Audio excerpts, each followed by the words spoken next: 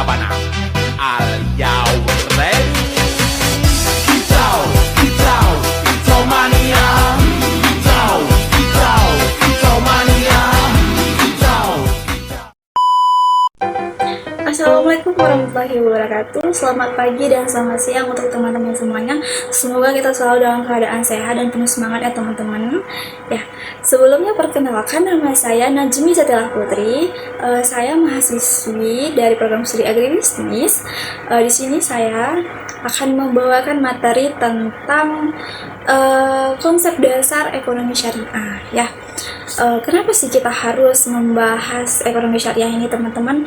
Ya, karena materi ini tuh sangat penting, khususnya untuk mahasiswa yang mempelajari ilmu ekonomi. Ya, karena pada dasarnya nih aktivitas ekonomi itu tidak hanya mencari untung semata, tetapi juga harus berkaitan dengan nilai dan etika serta tanggung jawab sosial kita sebagai manusia. Nah, dalam kehidupan sehari-hari teman-teman, kita sering melakukan aktivitas ekonomi tentunya ya, seperti shopping, kita menjual barang, kita memproduksi, lalu kita mengonsumsi barang. Nah, namun sedikit banyak dari aktivitas itu tidak sesuai dengan syariat Islam ya. Jadi dengan adanya nih ekonomi syariah menjadi solusi agar kegiatan ekonomi ini berjalan sesuai ajaran Islam loh, transparan, adil gitu ya kan. Nah, pada video ini kita akan membahas 4 poin utama. Yang pertama itu definisi ekonomi syariah, lalu dasar hukum dari ekonomi syariah, tujuan ekonomi syariah, lalu yang terakhir ruang lingkup ekonomi syariah. Nah, agar lebih paham nanti saya akan menjelaskan beberapa contoh nih, contoh dalam kehidupan nyata biar teman-teman semuanya itu paham. Oke. Jadi nonton sampai akhir, nonton sampai habis, jangan di skip karena ini ilmu semua. Oke.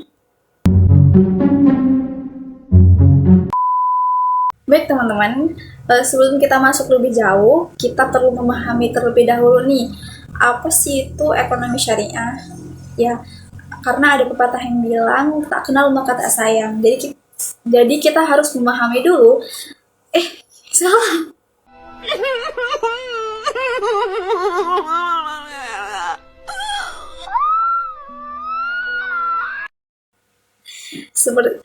Karena ada pepatah yang bilang tak kenal maka tak sayang, jadi kita harus kenal dulu nih apa itu sih ekonomi syariah, itu apa sih ya. Setelah itu baru kita bisa paham. Oke. Secara umum nih teman-teman, ekonomi syariah itu adalah sistem ekonomi yang berlandaskan pada ajaran Islam. Nah, apa sih maksudnya Kak? Ya, berlandaskan Al-Quran dan hadis. Ya, seperti yang kita tahu, Al-Quran itu adalah pedoman umat muslim, umat Islam ya di seluruh dunia. Di mana di dalam Al-Quran dan hadis itu diatur nih teman-teman bagaimana manusia mengelola sumber daya untuk memenuhi kebutuhan hidup dengan cara yang halal dan sesuai syariat. Oke. Nah, jika kita uraikan nih teman-teman, ada 3 kata kunci penting dalam definisi ini. Yang pertama itu ada sistem ekonomi, lalu ada ajaran Islam, lalu ada tujuan keberkahan. Artinya teman-teman, ekonomi syariah ini bukan hanya tentang ekonomi biasa, tetapi merupakan sistem yang memiliki aturan, nilai, dan tujuan tertentu. Ya. Nah, beberapa ahli juga mendefinisikan nih teman-teman ekonomi syariah itu sebagai ilmu yang mempelajari perilaku manusia dalam memenuhi kebutuhan hidup berdasarkan prinsip syariah. Jadi memang sesuatu yang selalu berlandaskan Islam gitu ya. Lalu ekonomi syariah ini juga sistem yang mengatur distribusi, produksi dan konsumsi dengan prinsip keadilan dan keseimbangan teman-teman. Jadi harus adil gitu ya, harus adil jatuhnya. Nah, Macam tak betul je budak ni. Nah, selanjutnya kita masuk ke karakteristik ekonomi syariah. Ya, kita udah tahu nih definisi ekonomi syariah itu apa. Sekarang kita harus tahu juga karakteristik atau ciri-ciri dari ekonomi syariah tersebut. Nah, yang pertama itu ada berbasis tauhid, di mana semua aktivitas ekonomi itu dilakukan dengan kesadaran bahwa manusia adalah hamba Allah. Nah, jadi setiap tindakan itu dipertanggungjawabkan ya. Jadi kita mau membeli ini, kita membeli itu, kita tuh ingat semuanya akan dipertanggungjawabkan di hari akhir nanti. Jadi nggak ngasal beli, nggak ngasal jual ya suka-suka kita, tapi harus ingat gitu, semua yang kita lakukan akan berdampak dan akan dipertanggungjawabkan nanti di hari akhir. Lalu yang kedua itu menjunjung keadilan. Nah, tidak boleh ada pihak yang dirugikan dong ya kan dalam transaksi. Jadi harus sama-sama untung nih. Nah, semua harus menguntungkan secara adil. Lalu yang ketiga itu larangan riba, gharar, dan maisir. Ya, teman-teman, riba itu adalah tambahan yang tidak sah dalam transaksi. Contohnya seperti kalau di bank-bank konvensional tuh ada namanya bunganya itu kan gede ya, itu termasuk dalam riba teman-teman. Lalu gharar itu ketidakjelasan dalam akad, maksudnya saat kita mau membeli sesuatu seperti motor sepeda motor itu kan ada cicilannya. Nah, sebelum kita membeli itu kita harus akad dulu. Jadi kalau nggak ada akad itu nggak sah pembeliannya gitu teman-teman. Lalu yang terakhir itu maisir ya, atau perjudian atau spekulasi berlebihan. Nah, yang keempat itu prinsip halal dan thayyib. Nah, barang yang kita konsumsi itu atau kita produksi itu harus halal dan baik ya. Jadi di Indonesia itu ada yang namanya sertifikasi halal, semua barang itu harus halal. Kenapa? Karena ya itu teman-teman harus sesuai syariah.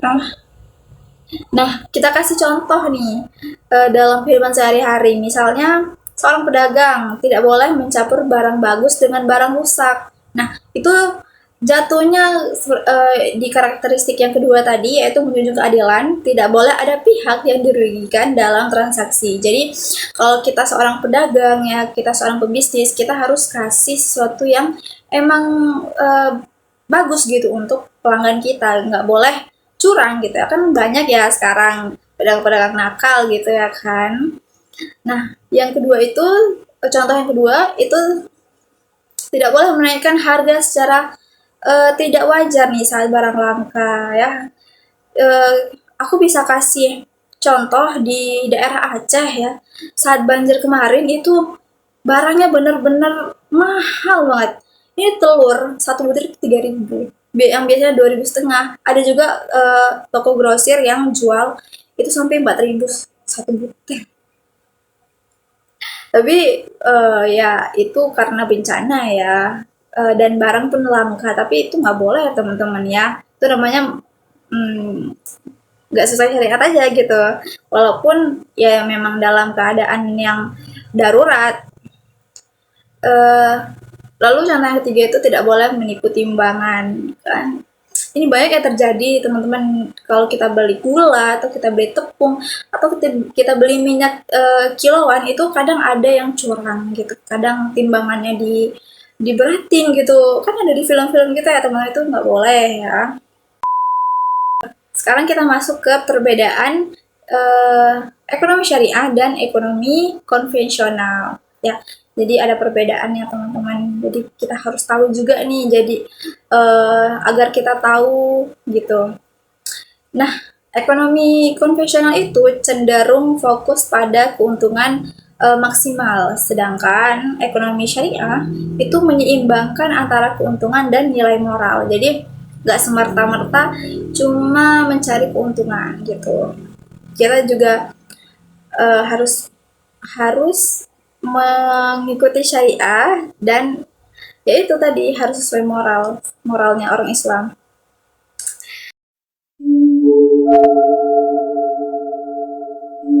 Misalnya nih teman-teman ya, dalam ekonomi konvensional itu bunga bank itu dianggap wajar ya, seperti saya bilang di atas itu riba itu namanya. Lalu dalam ekonomi syariah bunga itu termasuk riba dan itu dilarang. Jadi itu perbedaan yang bisa teman-teman lihat secara langsung lah. ibaratnya mudah untuk dibedakan gitu. Nah, teman-teman, kita udah tahu nih definisi dan karakteristik dari ekonomi syariah tersebut. Ya, sekarang udah paham nih, kita udah tahu nih ciri-cirinya gimana, terus ekonomi syariah itu apa. Nah, selanjutnya kita harus tahu juga nih dasar hukum dari ekonomi syariah. Jadi, ada hukumnya nih si ekonomi syariah ini. Jadi, nggak semerta-merta ada tiba-tiba gitu, enggak. Jadi, ada hukumnya. Ya. Nah, pada bagian ini kita akan bahas lebih dalam nih mengenai dasar hukum ekonomi syariah, ya, karena pembahasan ini akan menjadi fondasi utama dalam setiap aktivitas ekonomi yang sesuai dengan prinsip Islam, ya.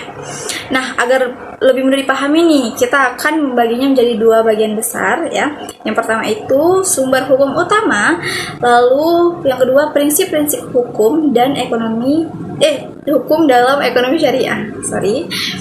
Nah, yang pertama itu sumber hukum ekonomi syariah.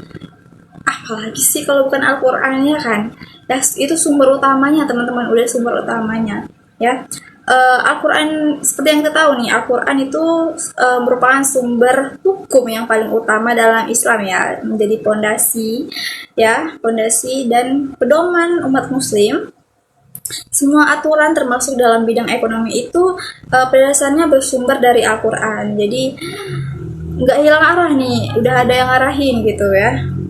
Nah, dalam Al-Quran terdapat banyak ayat yang mengatur aktivitas ekonomi. Misalnya nih, larangan riba ada dalam surat Al-Baqarah ayat 275.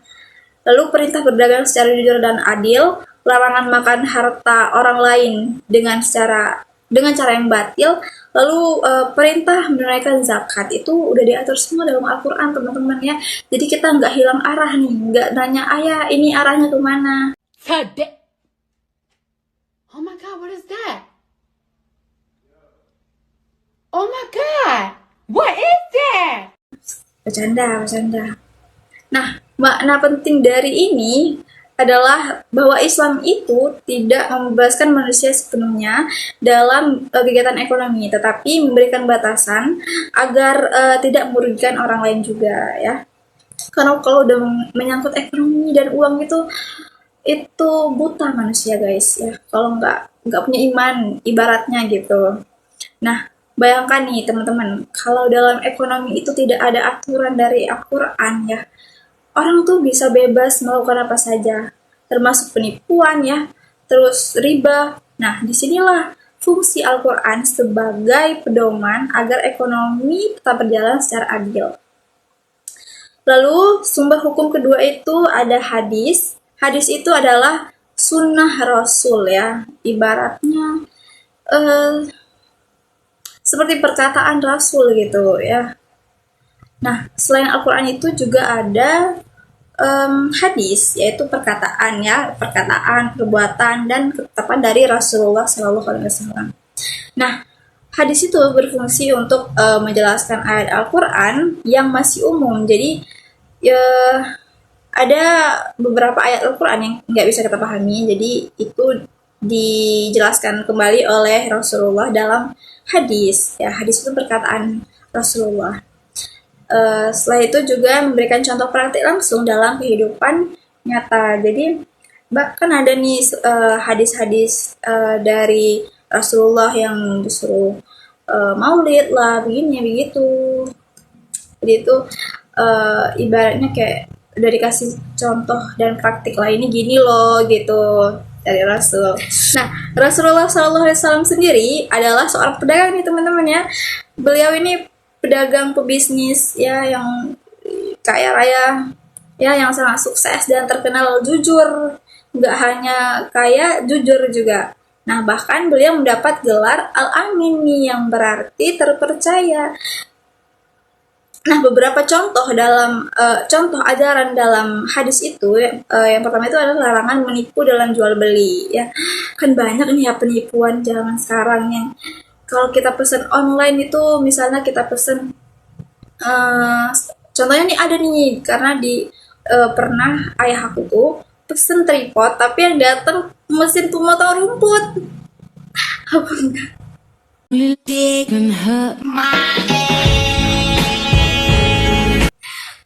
nih ya, mama aku tuh juga pernah pesen online, kalau nggak salah itu dia pesen karpet ya. Di fotonya itu tuh gede, tapi pas dateng itu cuma muat untuk anak kucing. Jadi itu nggak boleh ya teman-teman. Kita harus jujur dalam berdagang ya. Lalu anjuran bersikap jujur dan amanah ya.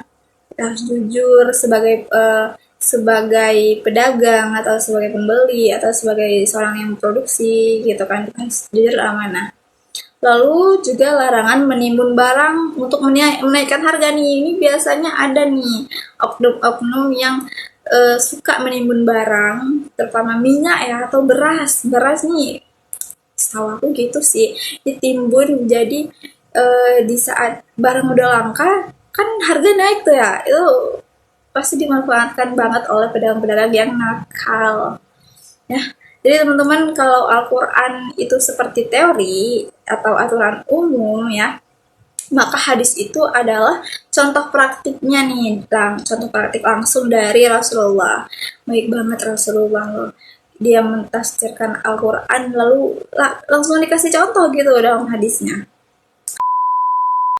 Lalu hukum yang kedua itu ada namanya ijma. Ijma itu kesepakatan ulama ya, tentang hukum yang belum dijelaskan secara rinci dalam Al-Quran dan hadis. Jadi ulama-ulama nih yang paham tentang Al-Quran dan hadis, mereka berkompromi lagi gitu kan untuk menafsirkan kembali hukum-hukum dalam Al-Quran dan hadis gitu teman-teman. Nah, ini penting nih teman-teman, karena tidak semua masalah ekonomi modern ada pada zaman Nabi ya. Lalu juga dunia terus berkembang nih, termasuk sistem ekonomi. Jadi harus mengikuti zaman juga ya. Ulama itulah fungsinya ijma atau kesepakatan ulama. Contohnya itu penetapan hukum perbankan syariah. Nah, yang netapin hukum perbankan syariah itu ya para ulama gitu ya teman-teman. Lalu untuk produk keuangan modern seperti asuransi syariah, nah itu kan menurut ulama gini kan, harus gitulah. Nah, kalau ada masalah baru nih, para ulama inilah yang berkumpul untuk menentukan hukumnya berdasarkan prinsip Islam. Nah, itu yang disebut ijma gitu teman-teman. Lalu yang keempat itu ada qiyas atau analogi. Nah, qiyas ini adalah metodologi penetapan hukum dengan cara membandingkan nih suatu kasus baru dengan kasus yang sudah ada hukumnya. Nah, contohnya tuh riba. Riba di masa lalu berupa tambahan dalam pinjaman. Sedangkan di masa sekarang itu, bunga bank dianalogikan sebagai riba. Ya, sehingga bunga bank dalam ekonomi syariah dianggap tidak diperbolehkan. Itu haram hukumnya. Ya, nah walaupun bentuknya berbeda teman-teman, tetapi kalau esensinya sama, maka hukumnya juga bisa sama. Itulah konsep qiyas. Nah, selain 4 sumber utama tadi teman-teman, dalam praktik ekonomi modern juga dikenal ada istihsan. Mana sih pengucapannya? Istihsan. Nah, itu mengambil hukum yang lebih baik demi kemaslahatan. Lalu ada masalah mursalah, yaitu mempertimbangkan kemanfaatan umum. Contoh nih, aku teringat satu perkataan dosen aku yang menyenggol soal bea cukai dari rokok, dari pabrik rokok. Dari perusahaan rokok ya. Kan itu bea cukainya lumayan besar ya teman-teman. Jadi di situ ekonomi berputar. Jadi sebenarnya rokok itu tidak boleh, gimana sih maksudnya?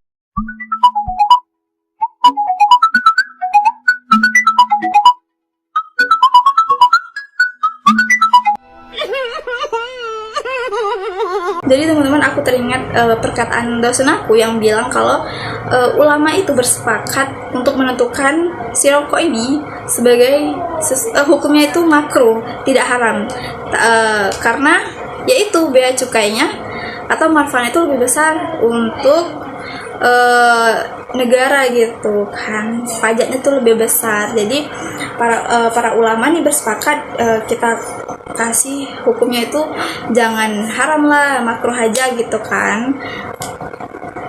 Jadi gitu teman-teman. Good. Good. Nah, teman-teman, setelah kita memahami sumber hukumnya, kita juga perlu memahami prinsip-prinsip yang menjadi pedoman dalam ekonomi syariah. Nah, yang pertama itu ada larangan riba. Seperti yang kita tahu nih, riba adalah tambahan dalam transaksi pinjam-meminjam yang bersifat memberatkan nih. Dampaknya tuh bisa merugikan salah satu pihak dan menimbulkan ketidakadilan. Contohnya itu, misal nih kita pinjam uang 1 juta. Nah, yang kita kembalikan itu harus 1,5 juta. Nah, ini termasuk riba, teman-teman. Banyak nih ya di pinjol-pinjol itu kan bunga-bunganya, atau di Mekar gitu, atau di bank-bank konvensional lainnya. Lalu yang kedua itu larangan gharar atau ketidakjelasan. Nah, gharar ini adalah ketidakjelasan dalam transaksi. Misalnya nih, barang tidak jelas kualitasnya, lalu juga harganya tidak pasti, lalu waktu penyerahannya tidak jelas. Nah, contohnya nih, kita membeli barang online tapi tidak ada deskripsi yang jelas. Ya, seperti yang aku bilang tadi ya, dalam kasus ayah aku tuh, dia beli tripod tapi nggak tahu ya dia baca deskripsinya atau enggak, tapi yang datang itu malah mesin pemotong rumput. Itu benar-benar nggak masuk logika ya.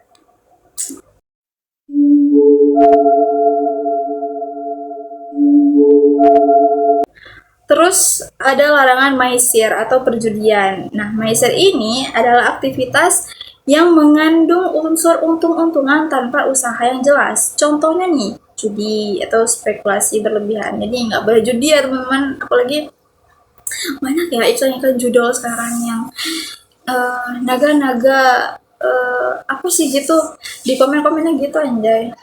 Astagfirullah.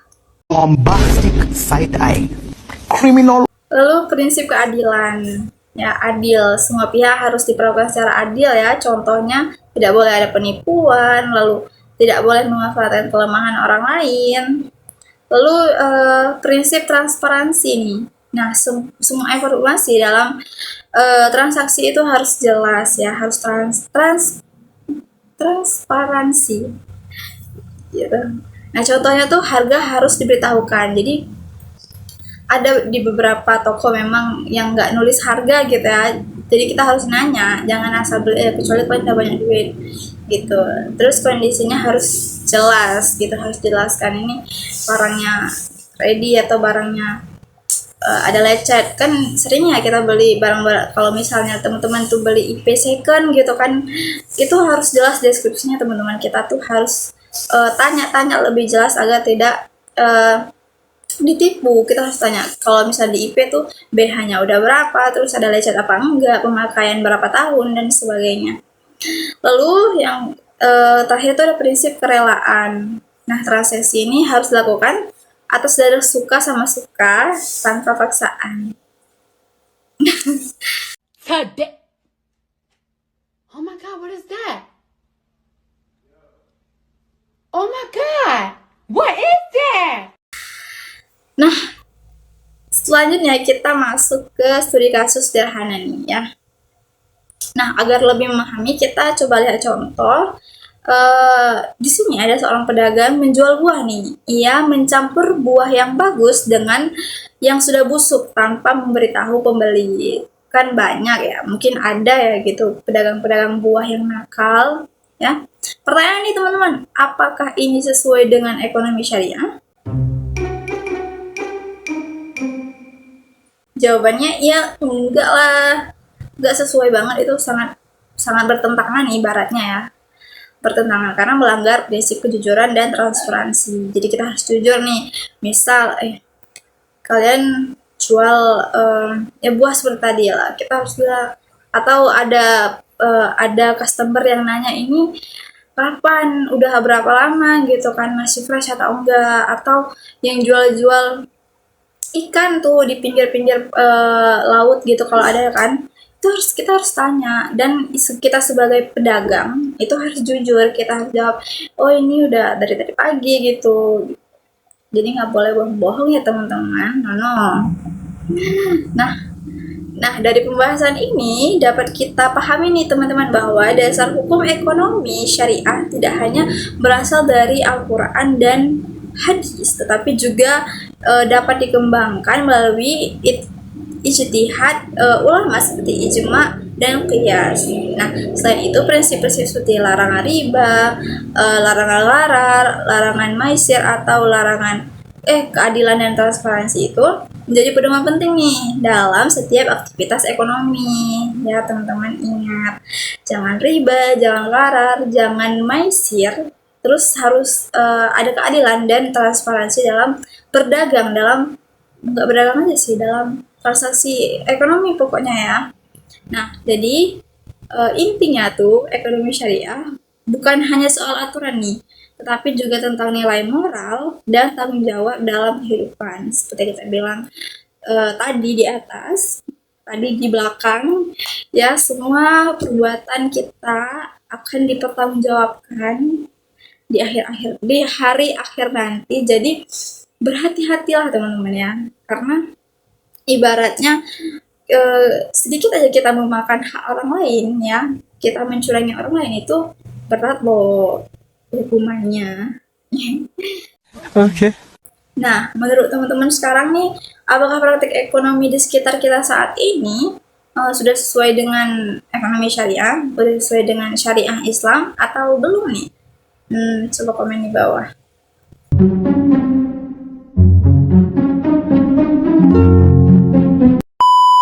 Baik teman-teman, setelah kita memahami dasar-dasar hukum ekonomi syariah, ya, sekarang kita akan membahas bagian yang tidak kalah penting ya teman-teman, yaitu tujuan ekonomi syariah. Apa sih tujuannya ekonomi syariah ini? Ada tuh apa sih sebenarnya? Nah, kita akan bahas pada pembahasan kali ini. Nah, kenapa ini penting? Why? Karena setiap sistem ekonomi itu pasti punya tujuannya. Yang membedakan ekonomi syariah dengan sistem ekonomi lainnya itu adalah tujuannya yang tidak hanya berfokus pada keuntungan dunia ya, tetapi juga keberkahan dan kehidupan akhirat. Masya Allah.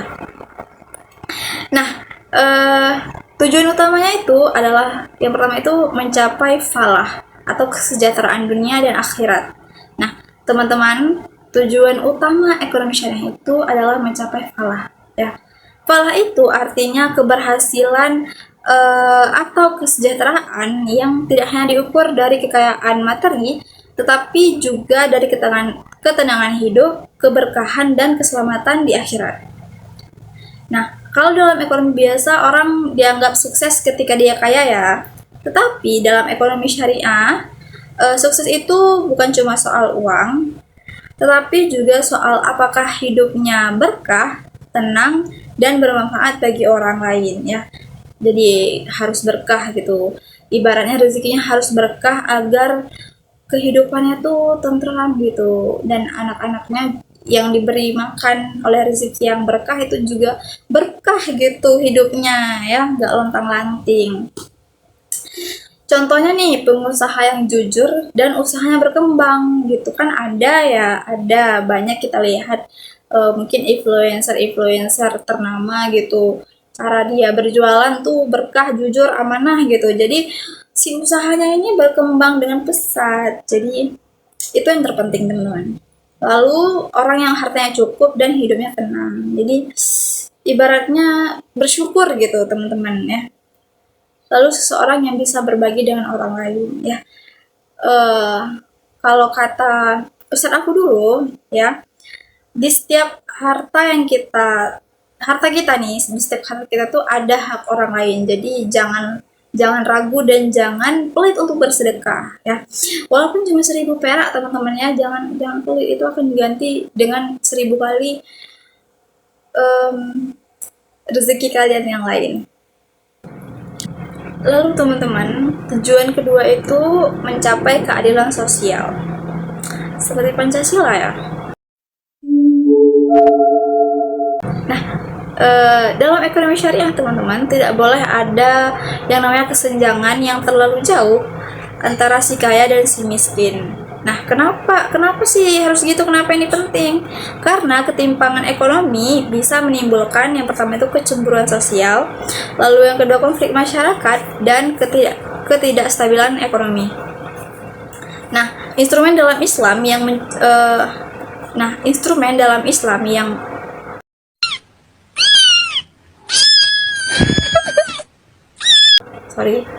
instrumen dalam Islam untuk menciptakan keadilan itu yang pertama ada zakat, ya kan, zakat, lalu ada infak dan ada sedekah serta wakaf. Tahu ya, kalau zakat itu dikeluarkan dari berapa persen hartanya gitu. Terus ada infak juga, lalu ada sedekah itu yang nggak mematokkan harus berapa ya teman-teman, sih kelasnya. Lalu wakaf itu contohnya seperti kita wakaf satu tanah nih untuk pembangunan pesantren gitu kan. Nah, jadi dalam Islam teman-teman, orang kaya itu bukan hanya bebas menikmati hartanya, tetapi juga punya tanggung jawab sosial untuk membantu yang membutuhkan. Seperti yang saya bilang di atas, bahwa di setiap harta atau rezeki yang kita dapatkan itu ada hak orang lain. Jadi jangan pelit gitu. Contoh nyatanya tuh kita memberi zakat kepada fakir miskin ya. Setiap lebaran atau mau lebaran haji itu pasti selalu kita diwajibkan untuk berzakat, lalu untuk membantu usaha kecil dan menyumbang untuk kepentingan umum. Gitu. Lalu yang ketiga, tujuan ketiga itu pemerataan distribusi kekayaan. Nah, ekonomi syariah juga bertujuan agar kekayaan tidak hanya berputar di kalangan tertentu saja. Artinya nih, kekayaan harus tersebar secara merata dan semua orang memiliki kesempatan untuk sejahtera. Ya walaupun nggak kaya-kaya banget, tapi cukup gitu teman-teman. Merasa hidup orangnya. Nah, dalam Al-Quran juga disebutkan bahwa harta jangan hanya beredar di antara orang-orang kaya. Ya, kalau kekayaan hanya dikuasai segelintir orang, maka akan terjadi ketimpangan. Nah, ekonomi syariah berusaha untuk mencegah hal tersebut. Ya. Contohnya seperti larangan monopoli atau sistem bagi hasil dan dukungan terhadap UMKM.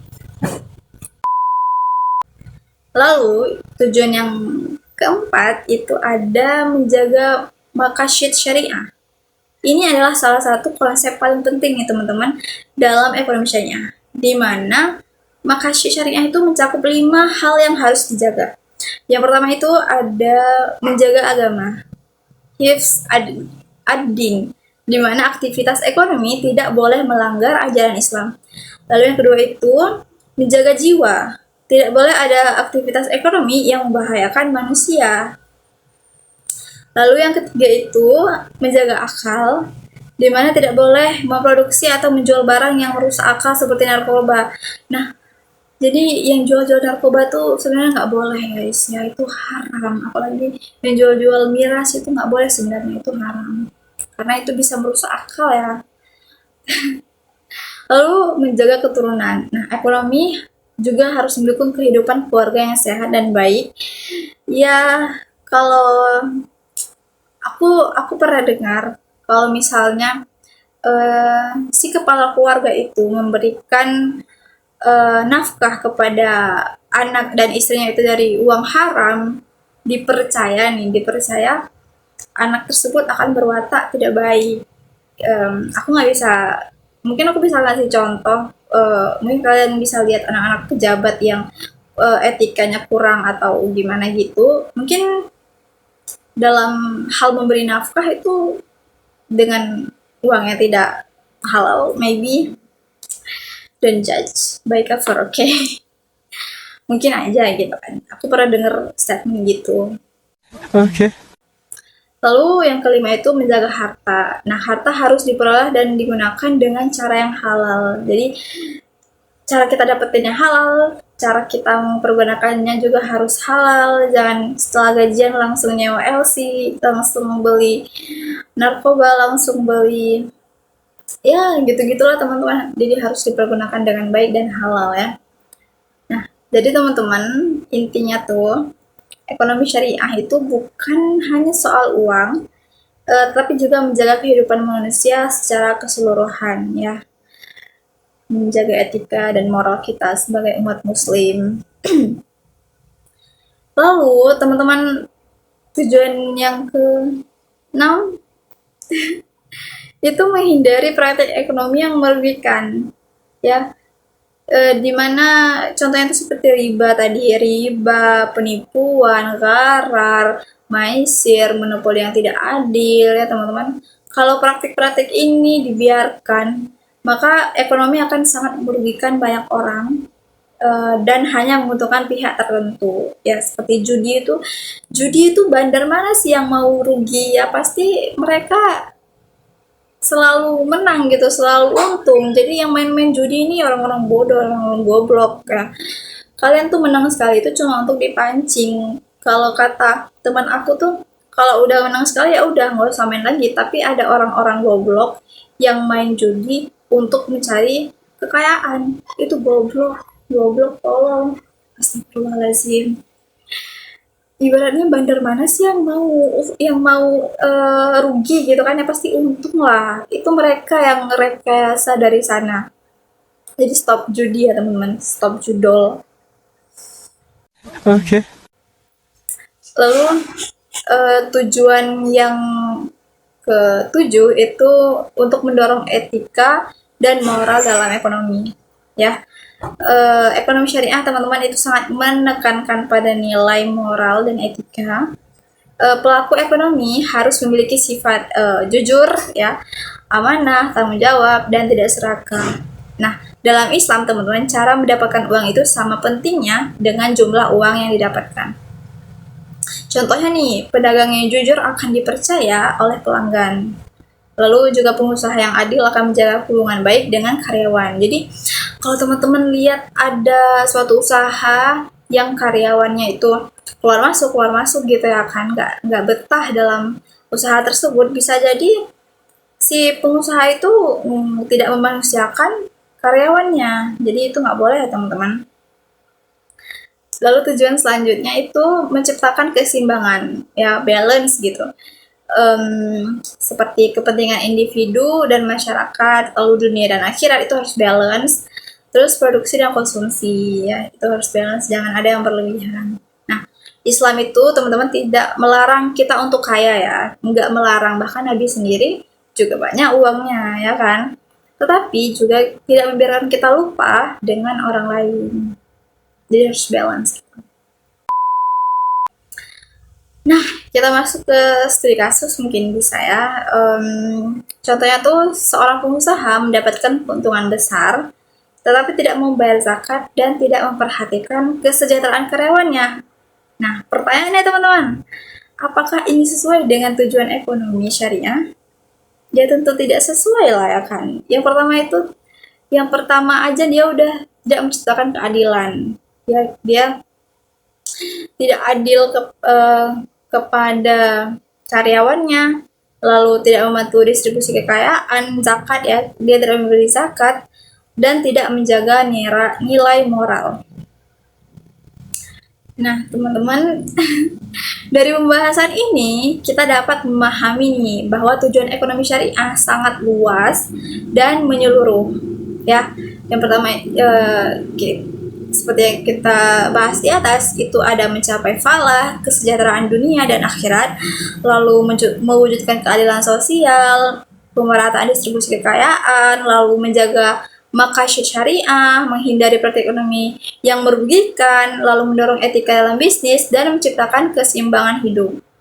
Jadi teman-teman, ekonomi syariah ini bukan hanya sistem ekonomi biasa, tapi juga sistem yang mengatur kehidupan manusia agar lebih adil, seimbang, dan juga bermakna. Nah, coba nih teman-teman refleksikan apakah aktivitas ekonomi kita selama ini sesuai dengan tujuan ekonomi syariah atau malah melenceng nih. Coba ingat dulu ya teman-teman. Kita Gen Z nih banyak lupanya gitu, kalau bisa dibilang. Baik teman-teman, sekarang kita masuk ke pembahasan terakhir di dalam video ini, yaitu ruang lingkup ekonomi syariah. Jadi sebenarnya video ini tuh video terpisah karena ternyata video kemarin tuh nggak terekam, jadi harus direkam ulang dengan baju yang berbeda.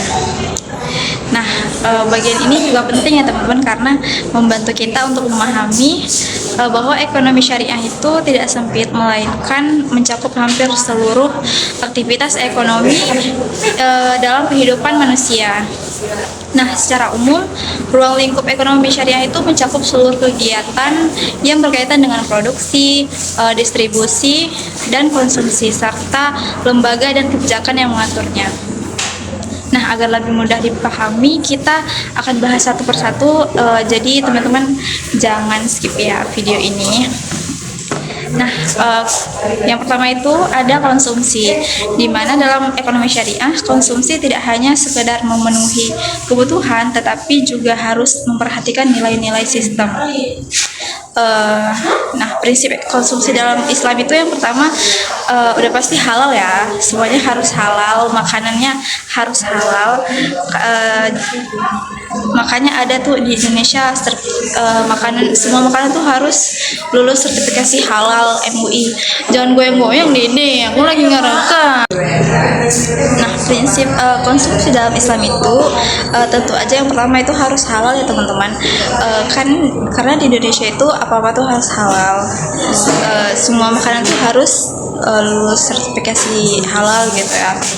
Lalu yang kedua itu thayyib atau baik, dimana semua konsumsi kita itu harus sehat, bersih, dan bermanfaat. Jadi kalau makanan-makanan yang nggak bermanfaat itu sebaiknya nggak usah terlalu banyak dimakan. Lalu yang ketiga itu tidak berlebihan, jadi makan secukupnya, tidak boros gitu, sesuai kebutuhan kehidupan kita aja. Lalu yang keempat itu tentu aja tidak merugikan diri sendiri maupun orang lain. Jadi teman-teman, dalam Islam itu kita tidak dilarang untuk menikmati makanan atau barang yang enak, tetapi harus dalam batas yang wajar. Jadi secukupnya aja lah teman-teman ya. Contohnya itu kita membeli makanan yang halal. Kalau kemana-mana itu, walaupun keluar negeri, kita tetap harus cari restoran yang ada makanan halalnya gitu. Jadi harus hati-hati, apalagi kalau misalnya di luar negeri ya. Di luar negeri itu jarang ada restoran yang nulis kalau itu tuh makanan halal. Jadi kita tuh harus spesifik kalau misalnya lagi liburan ke luar negeri. Lalu contoh kedua itu tidak membeli barang yang hanya ikut tren.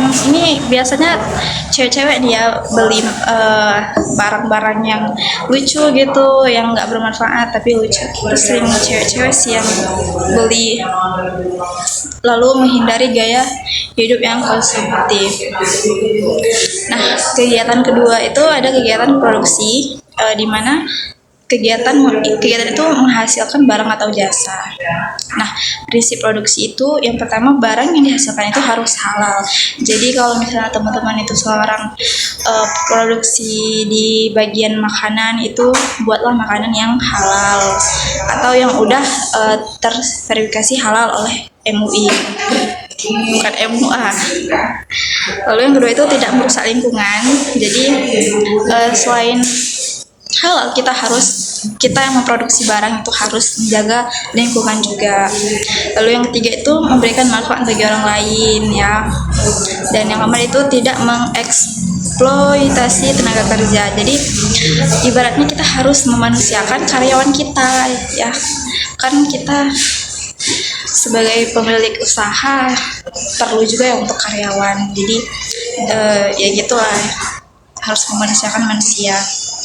Nah, produksi dalam Islam teman-teman bukan hanya soal laku di pasar, tapi juga soal baik atau tidak bagi masyarakat. Nah, Contohnya itu yaitu tadi usaha makanan halal, lalu produk ramah lingkungan, lalu yang terakhir itu memberikan upah yang layak kepada pekerja. Jangan nanti kalian punya usaha lalu tiba-tiba kalian udah kerja hampir 16 jam, 12 jam, tapi upahnya itu cuma 50.000 atau 70.000, itu kan nggak manusiawi ya teman-teman ya. Nah, lalu kegiatan selanjutnya itu distribusi, yaitu bagaimana barang dan kekayaan yang disalurkan kepada masyarakat. Nah, ekonomi syariah sangat menekankan nih keadilan dalam distribusi teman-teman. Contoh, instrumen distribusi dalam Islam itu ada 4 ya, yaitu ada zakat, infak dan sedekah, lalu ada wakaf. Nah, tujuannya ini udah pasti untuk mengurangi kesenjangan sosial, lalu membantu masyarakat yang membutuhkan dan menciptakan keseimbangan ekonomi. Nah, dalam Islam teman-teman, harta itu tidak boleh hanya dinikmati sendiri ya, tapi harus ada bagian orang lain, karena di setiap harta yang kita dapatkan itu pasti ada hak orang lain. Jadi kita nggak boleh pelit, no ya.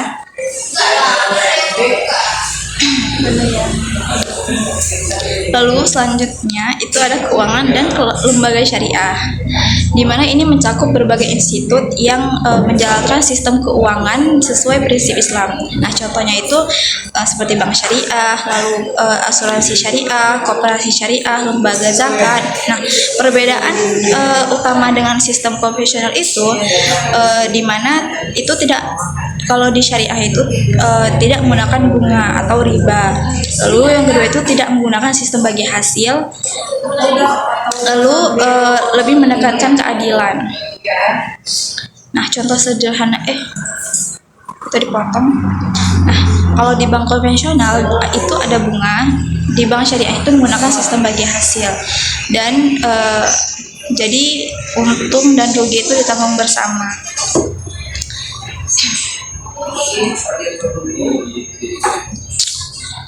Lalu selanjutnya itu ekonomi syariah juga mencakup seluruh aktivitas bisnis dan perdagangan teman-teman.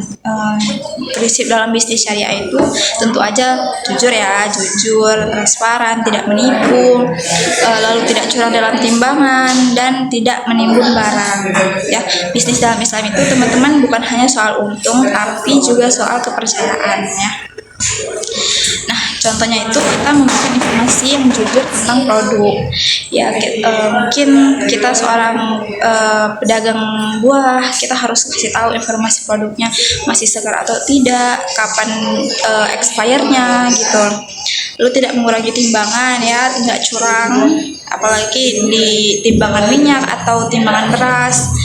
Lalu tidak menaikkan harga secara tidak wajar, yang itu nggak boleh teman-teman, sewajarnya aja.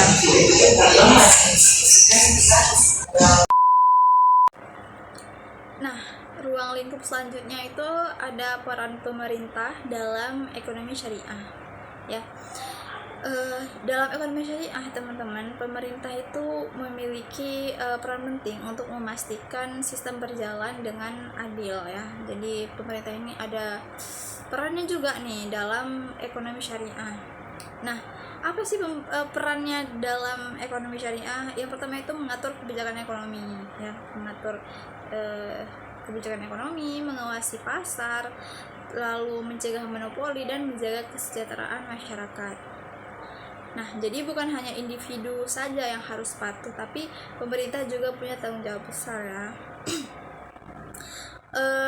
Nah, ini nih yang sering dilupakan, yaitu sektor sosial teman-teman ya.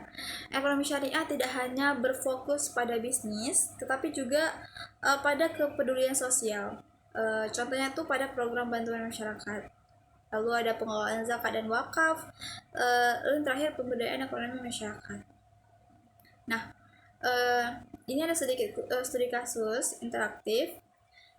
Contohnya itu seorang pedagang menjual makanan murah tetapi menggunakan bahan yang tidak sehat agar mendapatkan keuntungan lebih besar. Nah, pertanyaannya nih, apakah sudah sesuai dengan ekonomi syariah?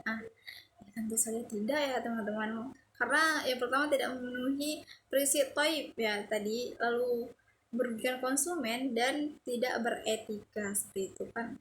Ada beberapa pedagang nakal itu yang menjual bakso atau apalah itu dengan daging-dagingnya sudah tidak fresh, atau mereka beli ayam yang sudah mati gitu, maksudnya ayam yang bangkai gitu kan, nggak banget ya.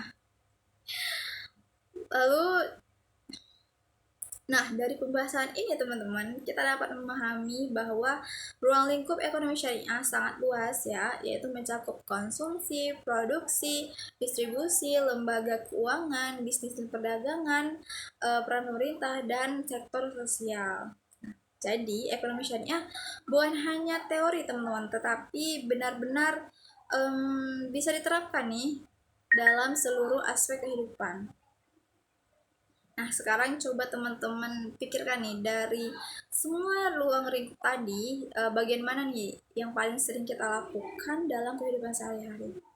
Apakah sudah sesuai dengan prinsip-prinsip Islam, prinsip-prinsip syariah gitu? Bisa kali kita pikirkan sekarang ya. Nah, dengan memahami ruang lingkup ini, kita diharapkan bisa memulai menerapkan ekonomi syariah nih dari hal-hal kecil dalam kehidupan kita sehari-hari. Baik teman-teman, mungkin segitu saja pembahasan kita hari ini tentang konsep dasar ekonomi syariah. Semoga teman-teman paham dengan penjelasan saya ya, walaupun mungkin omongan saya terlalu belibet ya, tapi saya berusaha sebaik mungkin, namanya juga masih belajar, dan ini juga video untuk memenuhi tugas dari dosen saya, dosen pengampu, yaitu Bapak Wahyu Nasution ya Bapak. Jadi saya tutup video ini dengan akhir kalam. Assalamualaikum warahmatullahi wabarakatuh.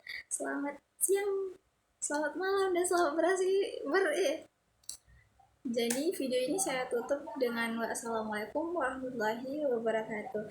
Selamat beristirahat teman-teman. I just had to let you know you're